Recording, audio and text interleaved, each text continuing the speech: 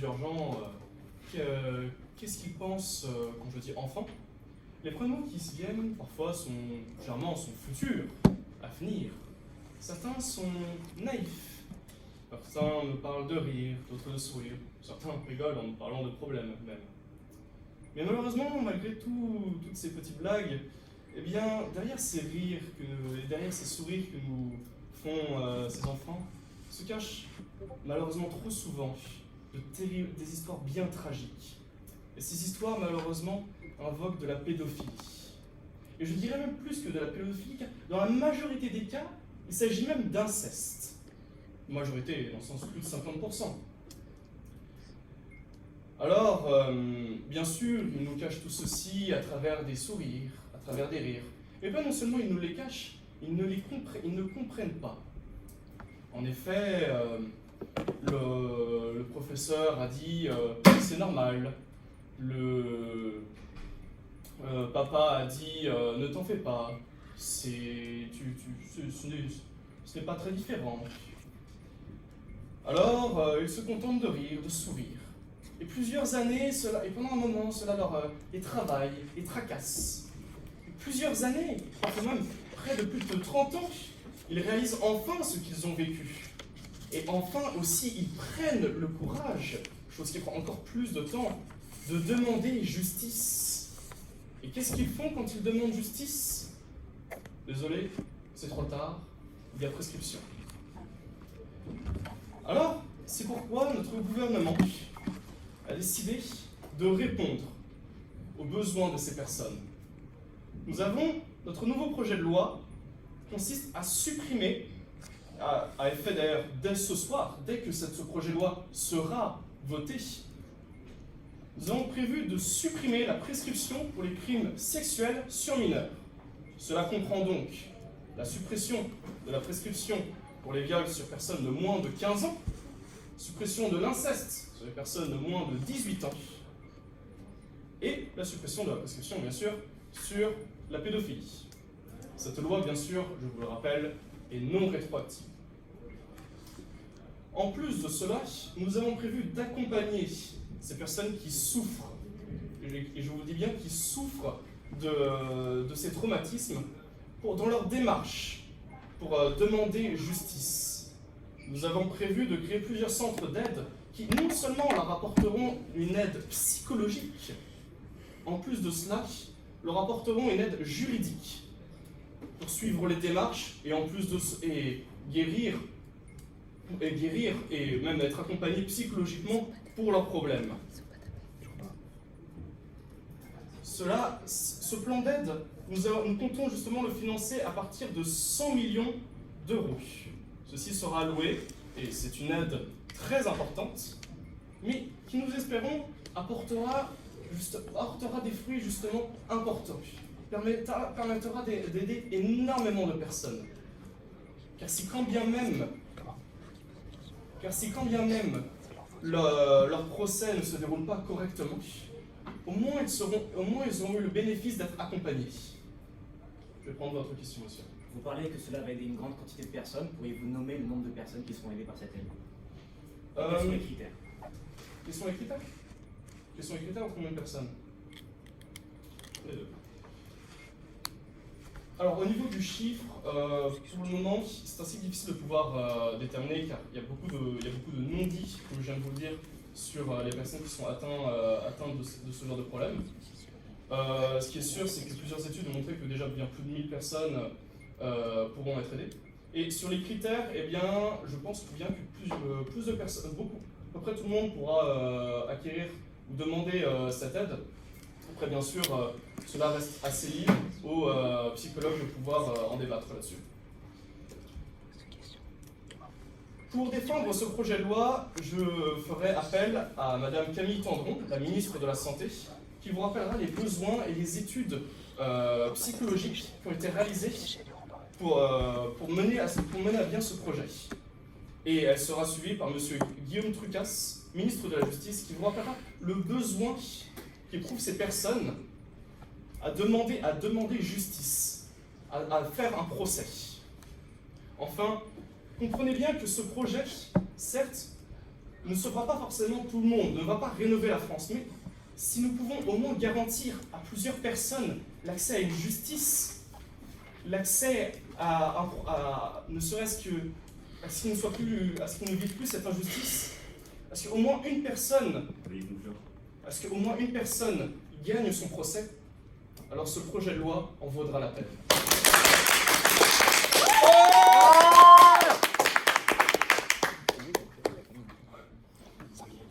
C'est maintenant au tour de Thomas à l'opposition.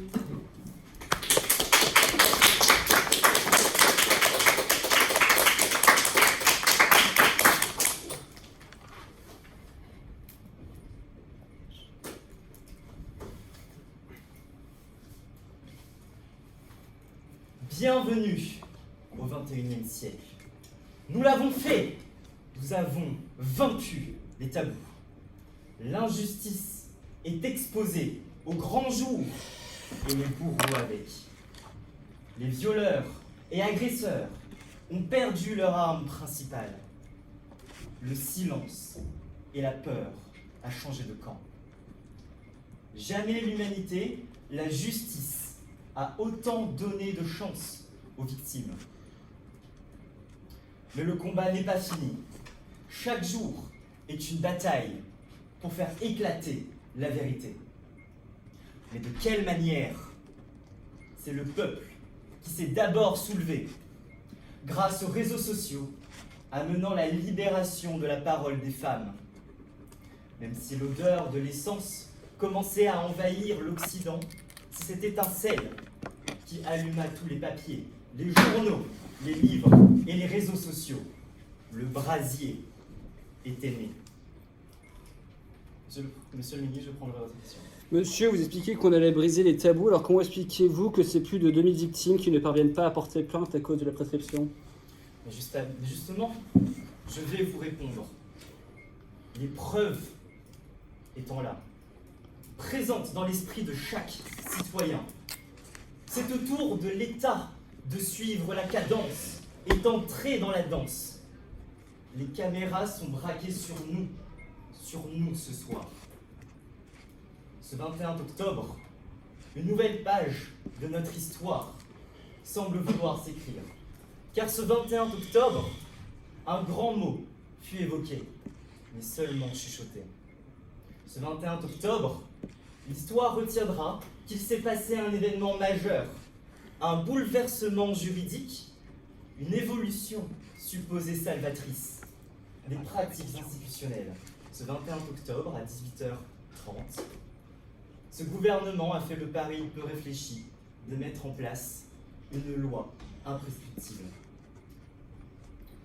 C'est un grand événement en effet, car nous n'avions plus entendu de pareilles propositions depuis 1964, où l'imprescriptibilité des crimes contre l'humanité a été votée et adoptée. Le gouvernement ne nous l'a pas rappelé, mais l'imprescriptibilité d'une loi permet son application 48, 100, 200 ans après qu'un crime ait été commis. Pourtant, de la profondeur de ce mot, vous en avez le vertige, et de la grandeur d'un pareil projet, vous en êtes timide. Oui, notre société est en grande peine. 45 000 enfants ont été victimes de viols ou de tentatives de viol en 2022. Et oui, ce sont 45 000 de trop. Mais vous prenez le problème non pas par les cornes, mais par la queue. Nous avons la possibilité de changer l'entièreté de la vision juridique. Mais vous préférez vous limiter qu'à un geste de communication. Mais alors, pourquoi la plus belle des intentions a fait place au pire des projets?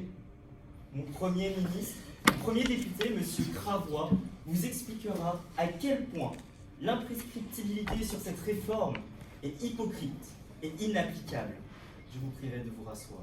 Nos constats sont similaires, mais vos mesures, elles, un chant de sirène qui ne feront qu'attiser le désespoir, la rancune et la douleur des victimes.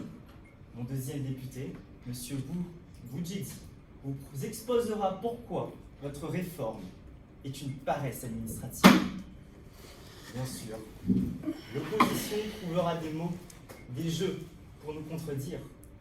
Mais mon secrétaire, monsieur Leclerc, finira de vous expliquer pourquoi ce n'est qu'une mascarade. Ça aurait pu être un grand projet, un grand événement, en effet. Mais vous le réduisez, vous le faites suffoquer. Et de même, comme les bourreaux, vous allez faire des promesses vaines, créer des espoirs et des désespoirs.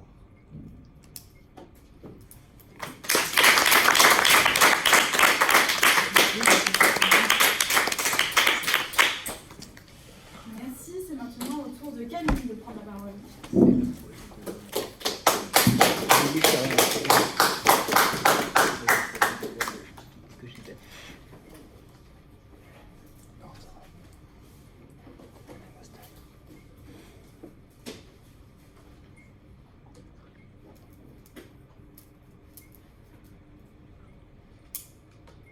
Le 14 juillet 1919 a lieu sur les Champs-Élysées un défilé immense pour fêter la fin de la guerre contre l'Allemagne et la victoire de la France. Mais cette guerre est sans précédent dans notre histoire. Et pour montrer au peuple les conséquences de celle-ci, 1000 gueules cassées défilent en tête de cortège. Certains, malheureusement, ne peuvent pas être de la fête.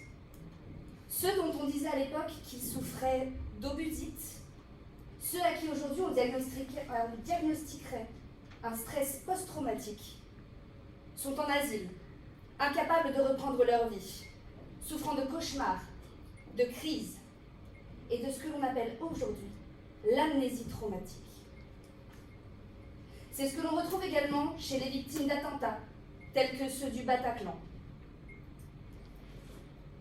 L'amnésie, c'est lorsque le stress que l'on ressent, que l'on vit parfois quotidiennement, est tellement énorme, tellement inimaginable qu'il pourrait nous tuer. Alors le cerveau a un réflexe de survie. Il va geler le souvenir.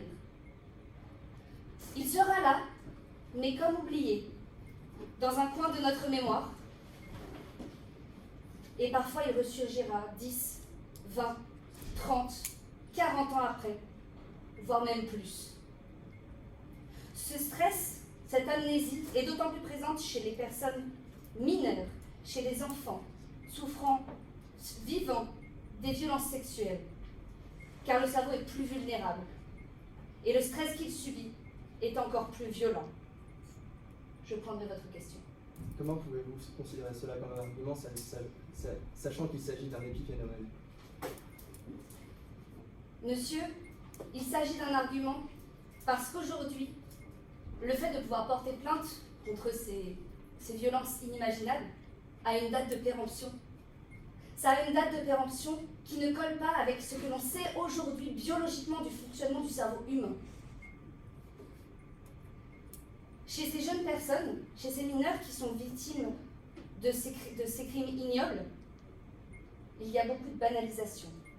Et ce encore plus lorsque l'on parle d'inceste. Ça n'est plus alors une banalisation, mais bien une omerta à l'échelle de la famille. On peut entendre de « il est trop gentil pour ça »,« ça n'est pas possible »,« tu mens, tu veux attirer l'attention », et le pire, « tais-toi, si tu mens, tu auras des problèmes ». L'amnésie, comme je vous le disais, monsieur, peut durer longtemps. 37% des victimes mineures ont une amnésie qui va durer jusqu'à 40 ans, voire même plus. 11% d'entre elles durent entre 20 et 40 ans. On a donc un dépassement de notre date limite de péremption de la loi actuelle, où la biologie que l'on sait aujourd'hui nous montre que la loi est insuffisante. En 2018, la Chambre criminelle déclare prescrit le viol commis en 1982 d'une enfant de 10 ans. Cela nous dit quoi? Cela nous dit qu'actuellement, on ne peut plus porter plainte si nos souvenirs ne reviennent pas assez tôt, si notre cerveau décide de ne pas dégeler assez rapidement le souvenir. Certaines victimes ne sont alors pas reconnues comme telles, et cela a des conséquences indéniables sur elles. Ça n'est pas une question de volonté, ça n'est pas non plus une question de pression extérieure, c'est une question de survie de la personne, afin qu'elle puisse vivre convenablement le reste de sa vie.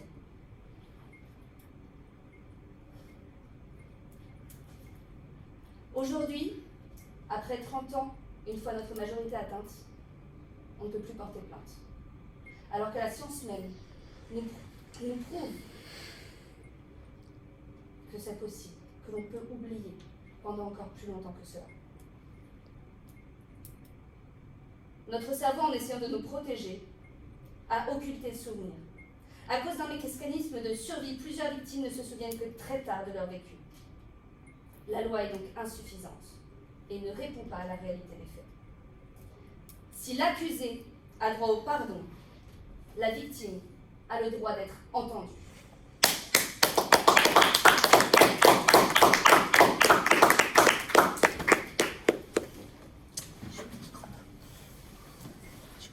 Maintenant, à l'opposition, c'est au tour de Paul.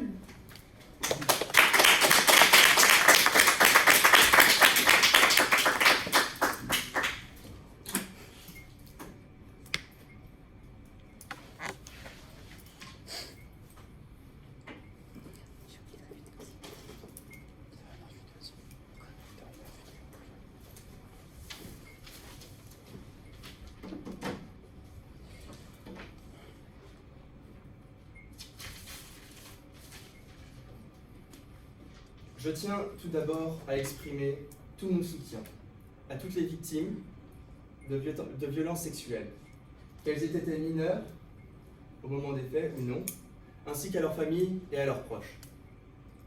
Si je suis devant vous aujourd'hui, c'est pour que cela n'arrive plus et que vous retrouviez confiance en la justice. Je ne peux imaginer leur douleur, eux, qui étaient 165 000 enfants de plus en 2021 à subir des tentatives de viol ou des viols. Je ne peux imaginer leur douleur, mais nous pouvons agir pour que cela n'arrive plus et que cela n'arrive pas aux autres. Et pour cela, nous ne devons pas le faire sous le coup de l'émotion. Pour protéger votre famille, vos enfants, il faut se montrer pragmatique et rentrer dans des procédures judiciaires sans fin et sans preuve n'aidera pas les victimes et leurs familles à se reconstruire. Je vais prendre votre question. Monsieur, les associations montrent que même après un non-lieu, les victimes ayant porté plainte ont 14 fois plus de chances de surmonter leur traumatisme. Pourquoi nier le réel? Je ne dis pas le réel, mais je vais en venir au fait et vous aurez ma réponse. Si une des fonctions de la justice est certes de punir, elle se doit d'être le plus juste possible et a le devoir de protéger ses citoyens. Nous le savons, il y a malheureusement eu des cas insolubles et il y en aura encore. Faisons en sorte qu'ils soient le moins nombreux possible et qu'ils soient résolus rapidement. Nous sommes évidemment d'accord avec le gouvernement sur le fait que les crimes sexuels constituent un véritable fléau qui pullule notre société. Néanmoins, nous désapprouvons la fausse solution mise en avant par ce gouvernement qui fait de la petite politique, comme le dirait le garde des Sceaux, qui est au mieux hypocrite et démagogue, en surfant sur des drames, ou qui est au pire incompétent. Pour ma part, j'opterai pour les deux, sachant que ce gouvernement a fait preuve d'amateurisme en citant 1000 personnes qui seraient aidées, alors qu'on sait que l'année dernière, il y a eu 165 000 personnes, 165 000 mineurs tentatives de victimes, qui ont subi une tentative de viol ou de viol. De plus, ils ne connaissent même pas le nom de leur député, Guillaume Turca, prénommé Trucasse par votre Premier ministre. Nous sommes évidemment, en mettant en place cette imprescriptibilité des crimes sexuels sur mineurs, pourquoi ne le ferions-nous pas également pour tous les viols, pour les infanticides, pour les meurtres, et pour toutes les pires atrocités que vous êtes capables d'inventer? Je m'adresse au gouvernement. Qui êtes-vous pour hiérarchiser les horreurs. Admettons que nous le faisions. Admettons que nous mettions en place l'imprescriptibilité. La justice serait-elle submergée par nombre d'affaires, faute de preuves? Ces affaires prendraient des mois, voire des années. Comme c'est déjà d'ailleurs le cas. Tout cela pour que le bras de la justice, qui tient en son bout les faux espoirs qui rongent familles et victimes après tant d'années, ne finisse par déclarer tout ce temps passé attendait de résoudre des affaires qui dateraient d'il y a 50 ans. Vous l'avez vous-même rappelé, il y en a certains qui sont révélés au bout de 20 à 40 ans, mais la majorité bien après. Cela pourrait donc concerner des personnes mortes ou atteintes de démence, incapables de se défendre, incapables de fournir la moindre réponse. Tout ce temps le serait au préjudice d'affaires plus récentes. Surtout en sachant qu'aujourd'hui, moins de 2% des affaires de viol suivent une condamnation. Que direz-vous aux 49 mineurs dont les viols sont signalés chaque jour à la police ou en gendarmerie? Désolé, vous êtes sur liste d'attente, revenez dans 5 ans, mais s'il y a bien quelqu'un qui ne sait pas attendre, c'est le pédophile. Cela crée un chaos total dans le système judiciaire déjà bien fragile et qui peine à protéger ses citoyens. Un gouvernement responsable, un gouvernement qui gouverne et qui se préoccupe réellement de sa population ne doit pas paralyser la justice, mais se doit de remédier à sa lenteur en augmentant ses moyens, en mettant hors d'état de nuire le plus rapidement possible les menaces immédiates qui pèsent sur nos concitoyens, en construisant des prisons, pour les gens qui sont responsables de ces 165 000 victimes mineures l'année dernière. Alors, quand cela sera fait, peut-être que certains conserveront un sentiment d'impunité, mais auquel la justice ne peut malheureusement pas toujours répondre. Mais ils pourront peut-être. Vous allez conclure. Ils pourront peut-être avoir l'intime conviction, être sûr au moins que tout aura été mis en œuvre pour que cela n'arrive plus, et alors peut-être retrouveront-ils confiance en la justice, confiance en leurs élus, confiance en leur gouvernement.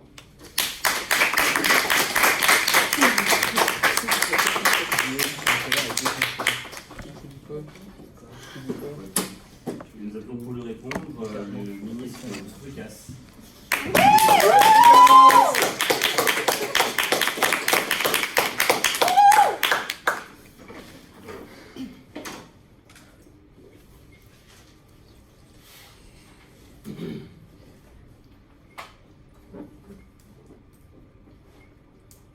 À trop entendre cette opposition, je pressens un sentiment d'atmosphère contraire. Lorsque ce gouvernement cherche à aider les victimes, on leur répond que seul le silence est conforme à la vertu. Quand ces dernières cherchent à se lever, elles ne trouvent finalement que la solitude.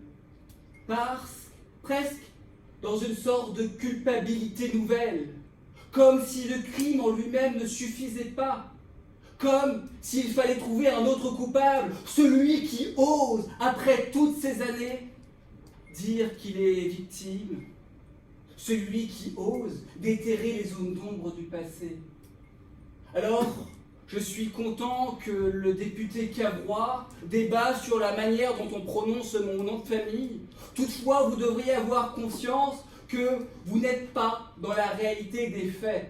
Il ne faut pas confondre ses opinions personnelles et la réalité. Car la réalité, mesdames et messieurs, c'est qu'on ne parle pas ici de quelques cas isolés, de quelques anecdotes morbides, mais bien de plusieurs milliers de victimes qui, chaque année, sonnent aux portes des associations afin d'y trouver des réponses. Et ces associations sont unanimes. Même après 5, 10, 15, 25 ans après les faits, même lorsque la justice prononce un non-lieu, on constate que les victimes qui ont porté plainte ont 14 fois plus de chances de surmonter leur traumatisme afin de l'extérioriser que celles qui se errent dans le silence. En fait, votre solution est une solution même pas palliative qui consiste à garder cette omerta insoutenable pour les victimes. Car, mesdames et messieurs, elles sont plus de 2000 chaque année à demander à ce que justice soit faite, à vouloir porter plainte, mais elles ne peuvent pas à cause de la prescription. Alors oui, en effet, on nous dit que si dans 40 ans une affaire éclate, ça va forcément aller sur un non-lieu, mais comment se fait-il qu'on puisse prononcer un non-lieu à une affaire qui n'existe même pas? Et je vais prendre votre question d'ailleurs. Vous avez déclaré être complètement en bloc contre mon partenaire ici présent. Donc ça signifie que pour tout procès où effectivement peut-être une prescription se trouve, on déterre un ami? Bah non, bien évidemment. Non, je pense que vous êtes suffisamment intelligent pour savoir que votre question, elle n'a aucun sens dans ce débat. Bien sûr qu'on ne va pas enterrer mamie, mais... Pardon, bien sûr qu'on ne va pas déterrer mamie. Monsieur, s'il vous plaît, un petit peu de sérieux dans un débat qui concerne nos enfants et le futur de nos générations. Car, mesdames et messieurs, ce projet de loi n'intervient pas seul. Ce projet de loi sert à aider les victimes, à les aider, à prendre finalement conscience de ce qu'ils peuvent avoir après leur traumatisme. En effet, ce gouvernement va allouer davantage de moyens pour le suivi de ces victimes, afin qu'elles puissent être accompagnées dans leur démarche judiciaire, mais sans jamais prendre position dans l'affaire déjà en cours. Alors, oui, en effet, il va falloir que ces dernières acceptent qu'après 40 ans, il est certainement possible, même très rare, qu'une affaire conclue sur autre chose qu'un non-lieu. En effet, il faut qu'elles l'acceptent. Mais ce n'est pas grave, car comme je l'ai dit précédemment, porter plainte, extérioriser ce traumatisme est un premier pas pour qu'elles aillent mieux. Nous cherchons à aider les victimes, vous cherchez à les faire taire, c'est ça la différence entre le gouvernement et l'opposition. D'autant plus qu'après que justice soit faite, si non-lieu ou non, qu'importe la décision, eh bien, elles seront suivies par des psychologues, par des psychiatres, par des professionnels de santé, afin qu'elles puissent être aidées à surmonter leur traumatisme, sachant que nous n'inventons rien. La levée de légitimité, enfin la levée de la prescription sur les crimes sexuels sur mineurs, et même les organismes que l'on met en place, ont déjà été faits il y a plus de 10 ans en Suisse, avec des résultats sans précédent. Le ministre de la Santé évoque plus de 75% des cas pris en compte qui ont pu surmonter leur traumatisme. Ce projet de loi est un projet visant à aider ces personnes, à leur faire comprendre à ces victimes que non, elles ne sont pas seules, que non, elles puissent être écoutées et qu'elles ont bien fait d'aller porter plainte et de s'extérioriser, car même si cela fait du mal, même si cela est gênant pour certaines personnes d'éterrer les ombres du passé, elles sont bien faites car c'est la seule manière d'aller mieux. Alors mesdames, messieurs, comprenez que derrière l'inaction politique, derrière ce silence insoutenable, se cache en réalité une complicité avec le crime. Il faut qu'on sache que ces victimes se comptent par milliers. Il faut qu'on sache que l'amnésie post-traumatique n'est pas tant un fantasme qu'une réalité scientifique. Il faut qu'on sache que les questions qu'on est en train de se poser ne sont pas simplement celles d'hier, pas simplement celles d'aujourd'hui, mais celles de demain et d'après. Pour ces victimes, pour nos enfants, pour dire que cela ne doit jamais se reproduire, pour que demain soit plus pur, il ne faut pas cacher les fautes d'hier.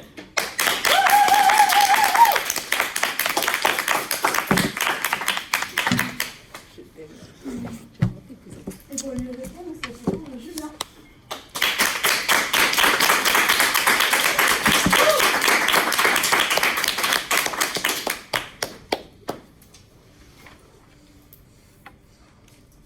Il nous faut dresser le constat de la situation actuelle des choses.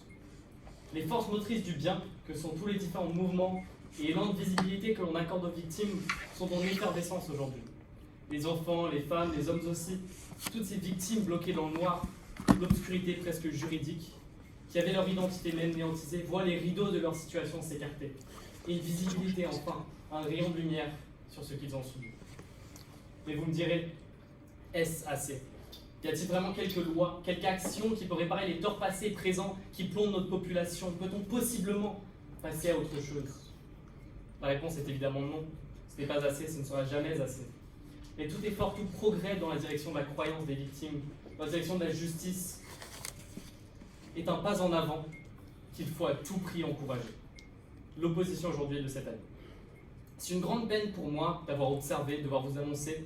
Nous avons été vilipendés par le gouvernement qui ne cherche pas à écouter, débattre, aider les enfants, mais au contraire appliquer une démagogie inébranlable sur ce débat. Ainsi, ils ne veulent pas écouter les raisons que nous avons pour contester leur imprescriptibilité et vulgarisent les victimes de ces crimes horribles afin de prouver leur position. Ceci n'est pas notre but aujourd'hui. Il faut chercher, surtout dû à la nature très sensible de ces crimes, à ne surtout pas permettre leur vulgarisation dans notre société. Ouvrir la porte à l'imprescriptibilité, ce n'est pas parler de 50, 60 ans, c'est faire que ces crimes pourront et seront disputés par des descendants de victimes potentielles contre des descendants d'agresseurs. De fait que ces crimes deviendront une dérision publique. Imaginez votre arrière-petit-fils cherchant compensation financière pour le viol de votre fille. Et ça n'est même pas pour ceci que je vous reproche votre position. Je parlais de dérision publique. Vous êtes ici à nous affirmer qu'une imprescriptibilité est nécessaire pour les victimes. Déjà, c'est ironique, sachant que les démarches administratives nécessaires, les vôtres, sont extrêmement lentes, comme l'avait dit mon confrère, mais sont aussi extrêmement invasives. Ce n'est pas pour rien que pour des cas de crimes sur enfants, des psychiatres, des psychologues sont présents côte à côte avec l'enfant, comme vous l'avez dit. Ce n'est pas pour rien que la victime, souvent, ne veut même pas être dans la salle, qu'elle soit adulte ou non. Si le gouvernement était si attaché à notre chère victime, comme ils le prétendent avec cette loi, pourquoi ne pas créer des aménagements pour celle-ci? S'ils étaient attachés, pourquoi hiérarchisent-elles les forces à prendre une place sur le podium pervers de la peine? Où est la justice quand tant de victimes comme Julie, dont je ne citerai pas le nom de famille, font des tentatives de suicide durant et à cause du passage devant la cour? Où est la justice quand elles sont ridiculisées, moquées, contestées? Et surtout, où est la justice quand 20 000 plaintes sont déposées pour violences sexuelles sur mineurs en 2016, nombre qui a maintenant plus que doublé en 2022, 45 000 mineurs. Mais en 2016, seulement 14 000 affaires ont été traitées, dont 3 500 cas de mineurs. Ça ne s'arrête pas là. Seules 1000 affaires passent devant un juge. Le reste, les 98% qui restent, enfouis dans votre paperasse. Je vais prendre une question. Monsieur, pouvez-vous m'expliquer la différence entre une plainte posée 29 ans après les faits et une plainte posée 31 ans après les faits? Alors déjà, je vous remercie de cette question, car 31 ans n'est pas une différence entre 28 ou 29 et 31, il n'y a aucune différence, à part le fait qu'il y a un an. Il y a un an de différence juridique ici. Car pour un enfant, déjà vous appliquez quelque chose de très très précis. Vous appliquez un exemple très précis qui parle d'une différence d'un an dans l'âge de l'enfant. Évidemment, cette différence est minime. Nous parlons de petites, nous parlons d'années. Nous ne parlons pas de pour toujours, nous ne parlons pas de l'infini ici, pendant quelques années. Souhaitez-vous l'étendre de 5 ans? Non, vous souhaitez l'infini, ce qui n'est pas du tout pareil. Revenons à nos questions. Pourquoi une imprescriptibilité? Aujourd'hui, la prescription s'élève à 30 ans, comme on l'a dit, soit au max 48 ans. Sans oublier les glissements de prescription, c'est-à-dire que s'il y a une autre victime, l'agresseur qui se manifeste après votre prescription prend fin, vous pouvez toujours témoigner avec. Sachant que la plupart des preuves physiques ne sont plus viables à être utilisées après 30 ans, justement, à quoi servirait donc cette imprescriptibilité? De toute façon, 80% des plaintes sont rejetées par manque de preuves. Pourquoi vous concentrez-vous sur la seule partie du processus qui fonctionne a priori relativement bien? Et oui, vous nous sortez des flous, au budget flou, au nombre d'enfants et des flous. Et nous avons trop entendu de paroles vides. Et là encore, vous écrivez des lois et vous ne dites rien. Où sont les améliorations de l'éducation sexuelle à l'école? Où sont les améliorations des conditions des enfants à la rue ou dans des refuges? Où sont les augmentations du budget des services sociaux que l'on attend encore et toujours? Où sont vos améliorations du traitement de victimes dans les tribunaux? Certainement pas dans votre aide, en tout cas. Vous utilisez cette réforme comme une excuse pour que vous puissiez regarder, on fait de l'effort. Évidemment, ce n'est pas un effort, c'est une excuse. Nous vous demandons justice pour l'océan des larmes déversées pour nos enfants, par nos enfants, vos enfants. Et vous nous tendez une goutte d'eau. Eh bien, c'est celle-ci qui fera déborder le vase. Nous n'avons que faire de vos lois inutiles, insolites, in extremis, une insulte aux victimes. Contrairement à Jacques Brel, nous devons brûler les souvenirs d'enfance dans les fourneaux de notre administration. Mais au contraire, se battre pour la mémoire des victimes. Il nous faut des lois promouvant la justice pour nos enfants. Et malheureusement, celle-ci n'en est pas une. Merci.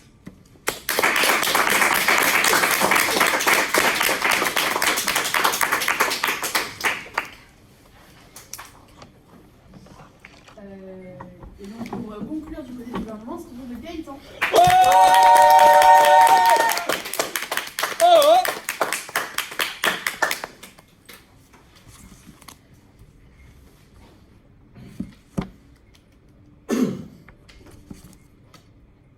Les souvenirs s'envolent, mais les symptômes, eux, restent.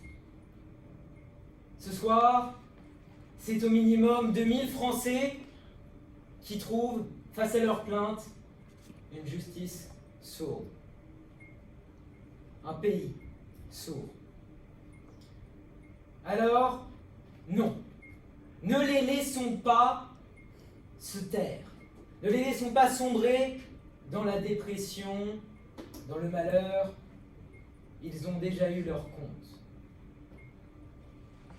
Alors que notre ministre de la Santé, Madame Tendron, à démontrer la base scientifique du projet, l'existence réelle de ces cas d'amnésie, notamment lorsqu'on parle d'enfants, souvent sensibles, d'autant plus lorsqu'ils sont confrontés à une banalisation de ce qu'ils ont vécu. Lorsque nous savons qu'un tiers d'entre eux auront cette amnésie. Lorsque nous savons que 37% ne s'en souviendront que plus de 40 ans plus tard.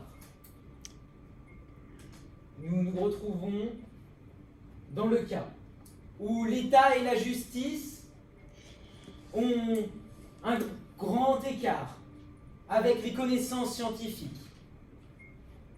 Une justice qui considère que ceux qui ne boivent pas ne peuvent pas oublier. Et vint notre deuxième ministre qui a répondu à toutes les questions de votre premier député en reprécisant, en réexpliquant l'importance que ce gouvernement porte au suivi des personnes décidant de faire des démarches. Ces 100 millions effectifs dès ce soir sont bien là pour aider les victimes, pour créer des centres, pour embaucher des juristes, pour embaucher des médecins qui pourront les aider, non seulement au milieu des démarches, pour éviter de transformer ce parcours en long calvaire, mais également pour sortir de leur traumatisme, dont les conséquences durent souvent plus longtemps qu'une vie. Je prendrai votre question, monsieur. Prendre en compte les victimes d'hier, c'est bien, mais quand prendrez-vous en compte les dizaines de milliers de victimes du quotidien qui ne sont pas écoutées par votre gouvernement? Monsieur, ce que fait cette opposition ce soir, c'est détourner le sujet. On nous reproche, plutôt que de ne pas avancer, de faire un pas en avant dans une autre direction que celui souhaité par cette opposition. Messieurs, être à l'État, être à l'Assemblée, ce n'est pas décider de voter parmi 3 lois une au choix, c'est décider de voter chaque loi, oui ou non. Nous sommes d'accord, nous avons encore beaucoup à faire pour réduire, pour annihiler ces actes que l'on ne peut que qualifier que de barbares, que de répugnants. Mais ce n'est pas la question ce soir. Ce soir, la question est de savoir ce que deviennent toutes ces victimes qui ont oublié et qui ont été oubliées par tous, et surtout par la justice. Ensuite, j'aimerais revenir sur ce que votre deuxième député a dit. Il nous accuse, justement, de ne pas donner cette aide que l'on venait de mentionner. Il nous accuse de ralentir les machines d'une justice qui serait déjà trop lente, incapable d'agir. Et c'est bien pour cela que nous avons dit, que nous avons reprécisé, que nous mettrions à disposition des juristes pour les aider dans leur démarche. C'est bien à cela que servent nos 100 millions. De plus, on nous dit que de toute façon c'est inutile. Les demandes seront rejetées. Peut-être. Peut-être que les preuves manquantes, toutes ces plaintes aboutiront nulle part. Mais au fond, est-ce vraiment cela qui importe?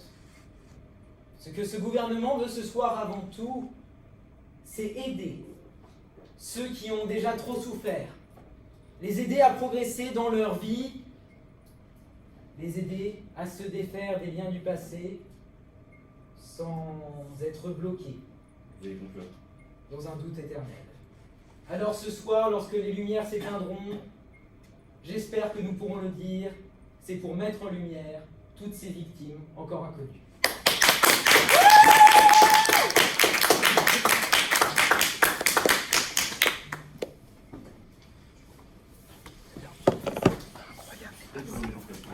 Nous appelons Maxence.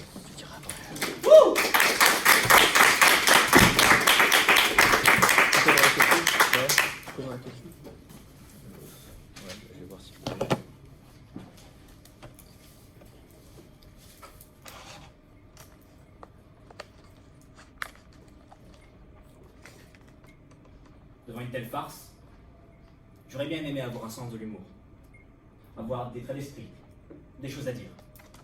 Mais là, je suis juste dépité. Mes collègues le sont tout autant. Et en plus que ça, les victimes sont meurtries et oubliées. Alors ce soir, à défaut d'avoir de l'esprit, je vais essayer de sauver vos âmes. En effet, vous avez avancé pendant tout votre discours une magnifique réforme qui tient en une phrase. Ce soir, nous interdisons les crimes sexuels sur mineurs. Très bien, nous avons compris. Pourquoi le dire pendant 40 minutes? Effectivement, pendant ce soir, nous avons entendu des paraphrases, des figures, pour essayer de faire culpabiliser d'autres victimes. Ici présent, mon ministre a évoqué quelque chose à laquelle vous n'avez pas du tout réagi. Vous hiérarchisez les victimes. Quelques mots qui, en quelques secondes, font tomber votre réforme. Vous vouliez créer quelque chose ce soir? Eh bien voilà, vous avez créé l'éthique washing, un geste commercial, comme l'a dit encore une fois un de mes députés. Pourquoi vouloir autant hiérarchiser? Puisque c'est-à-dire que les adultes ne sont pas violés, les enfants ne se font pas tuer, les adultes ne sont pas non plus violés et tués. Enfin bref, c'est une sorte de ramassis d'envie de faire quelque chose de bien, de montrer qu'on peut faire des choses. En premier, nous avons un ministre qui a tenté de faire des choses intéressantes, je vous le concède, puisqu'il a essayé de nous faire croire qu'il avait des choses aussi intéressantes que notre opposition, tout en sortant des choses complètement vides. Et je vais vous expliquer comment. C'est très simple, vous avez sorti pendant toute cette soirée un chiffre ou deux, enfin je ne sais pas, enfin je réponds comme vous, c'est-à-dire un peu flou, un peu, enfin il y a presque ça. Et à un moment nous avons même entendu, il y a plus de 1000 victimes l'année dernière. Ah, 1000 victimes, alors que mon ministre, quelques instants avant, annonçait 120 000 victimes en une seule année 2021. Très intéressant. D'ailleurs je n'ai pas entendu votre source non plus, c'était aussi intéressant. C'est une sorte d'exhibition morbide que vous nous avez sorti ce soir. Quelque chose d'ignoble, qui donne envie de vomir. Ça, c'était aussi intéressant. Vous nous sortiez la prescription au bout de 30 ans. Alors que quelquefois, vous aviez des indices. Certains ministres parlaient de après la majorité 30 ans. Et au final, nous avons sorti 48 ans. Même votre exemple de 27 et 28 ans, ça ne fonctionnait pas. Car la prescription va jusqu'à 48 ans. Assez pour créer une première guerre mondiale et terminer la deuxième. C'est quelque chose d'ignoble. D'ailleurs, vous parlez d'imprescriptibilité. Quelque chose qui ne s'est fait que pour les crimes contre l'humanité. Donc c'est-à-dire que si vous violez quelqu'un, ou si vous touchez un enfant, c'est comme si vous envahissiez la Pologne, créez des génocides dans plusieurs communautés, envahissez 2-3 pays au passage et créez plus de 60 millions de victimes dans un conflit international. Très intéressant à savoir. Donc, je vais essayer d'éviter le point Godwin et je ne vais pas développer là-dessus, car je n'ai ni l'envie, ni le pouvoir. Car de toute façon, les victimes non plus n'ont pas le pouvoir, puisque tous les adultes ne peuvent pas s'exprimer sous cette loi. Je vais prendre votre question. Monsieur, vous parlez de hiérarchisation pourquoi parler de hiérarchisation lorsque les victimes d'amnésie qui empêchent de porter plainte sont majoritairement des enfants? Très intéressant de vous poser cette question sur les épiphénomènes, puisque mon superbe ministre vous a répondu à cette question, je ne prendrai pas votre question. Je m'en fiche. Votre ministre, effectivement, ici présent, nous a avancé l'épiphénomène pendant 5 minutes alors qu'il a dit « Mais vous parlez de minorité ». Encore une fois, minorité. Puisque nous parlons d'un problème globalisé sur l'ensemble des Français. Et vous prenez seulement les enfants, puisqu'effectivement vous touchez au pathos, vous touchez à notre envie de penser aux enfants. Alors qu'effectivement, par exemple, je ne souhaite pas faire de récupération politique comme vous, mais Lola, typiquement, notre petite chère enfant qui est morte dans une valise à Paris, ça ne fonctionnait pas, puisque c'est juste fait de couper la tête. Tant pis. Alors ça, c'était formidable aussi. Un autre ministre, votre troisième personne pour être précise, a fait un superbe regard, un regard d'aigle. Et il a aussi fait la superbe voix du perroquet. Puisqu'encore une fois, vous avez paraphrasé encore et encore et encore. Il n'y avait aucun intérêt dans votre réforme. Effectivement, on parlait de 45 000 enfants victimes en 2021 d'attouchements sur mineurs. Superbe. 2000 ont pu porter plainte. C'est ignoble. Mais est-ce qu'une seule personne ici a cité le nombre d'adultes à qui ça arrive? Personne. Car oui, vous n'avez pas renseigné combien de chiffres d'ailleurs. Très intéressant. Et alors que devant une énième récupération, vous voyez ici, vous soutenez de joie, vous sauterez de joie dès qu'un enfant effectivement sera protégé grâce à un superbe centre. D'ailleurs, 100 millions, c'est très précis comme chiffre. C'est vrai que la police n'a pas 50 millions de budget chaque année, rien que dans certains départements, rien qu'en 2021. Mais bon, on va doubler le budget et donner juste aux enfants. C'est super, c'est le problème principal. Nous avons ici Goliath contre Goliath. Nous sortons la fin de la prescription et vous sortez pour un petit truc. Vous pourrez me dire, oui, mais il faut commencer quelque part. Alors vous pourriez même enlever des mots à votre réforme et tout simplement dire, alors, les crimes sexuels? Mais non, vous avez décidé ce soir d'être méprisant. Et alors la prochaine fois que vous verrez un procès mal se passer, regardez dans les yeux une victime adulte et lui dire, attendez, Et est-ce que vous pourrez soutenir son regard quand elle vous dira « Pourquoi pas moi ?» Merci de votre attention.